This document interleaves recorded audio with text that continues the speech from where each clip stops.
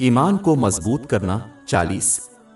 صحیح بخاری نمبر 2736 میں موجود ایک حدیث میں حضور نبی اکرم صلی اللہ علیہ وآلہ وسلم نے نصیحت فرمائی کہ جو شخص اللہ تعالیٰ کے 99 ناموں کو جانتا ہے وہ جنت میں جائے گا۔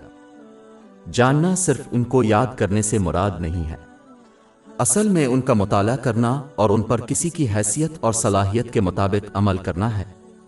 مثال کے طور پر اللہ تعالیٰ اپنی لامحدود حیثیت کے لحاظ سے نہایت رحم کرنے والا ہے۔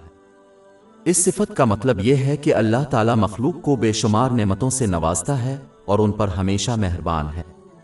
یہی صفت دوسروں کی طرف منسوب کی گئی ہے، جیسے کہ حضور نبی اکرم صلی اللہ علیہ وآلہ وسلم۔ باب 9 توبہ آیت 128۔ بے شک تمہارے پاس تم ہی میں سے ایک رسول آیا ہے، اس کے لیے وہ تکلیف دہ ہے جو تم برداشت کرتے ہو۔ اسے اب کی فکر ہے، یعنی اب کی رہنمائی، اور مومنوں پر مہربان اور رحم کرنے والا ہے۔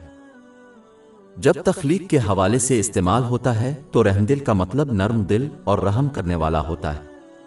اسی طرح اللہ تعالیٰ اپنی لامحدود حیثیت کے مطابق سب کو بخشنے والا ہے، اور اللہ تعالیٰ کی رضا کے لیے دوسروں کو معاف کر کے اس صفت کو اپنانا ایک ایسی چیز ہے جس کی اسلام میں ترغیب دی گئی ہے۔ باب 24 النوری آیت 22۔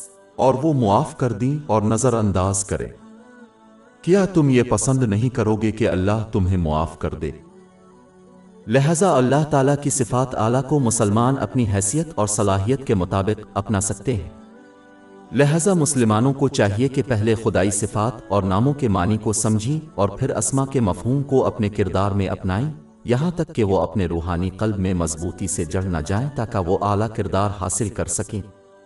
یہ اعلیٰ کردار اس بات کو یقینی بنائے گا کہ وہ ان نعمتوں کو استعمال کریں جو انہیں عطا کی گئی ہیں اللہ تعالیٰ کو راضی کرنے کے لیے، جیسا کہ قرآن پاک کی تعلیمات اور حضور اکرم صلی اللہ علیہ وسلم کی روایات میں بیان کیا گیا ہے۔ یہ دونوں جہانوں میں امن اور کامیابی کا باعث بنتا ہے۔ باب 16 النحل آیت 97۔ جس نے نیک عمل کیا، خواہ وہ مرد ہو یا عورت، حالانکہ وہ مومن ہے، ہم اسے ضرور پاکیزہ زندگی دیں گے اور ان کو ان کے بہترین اعمال کے مطابق ضرور اجر دیں گے۔ ہماری ویب سائٹ www.sheikhpod.com پر 400 سے زیادہ مفت e books, audio books, infographics, podcast اور بلاگ دستیاب ہے۔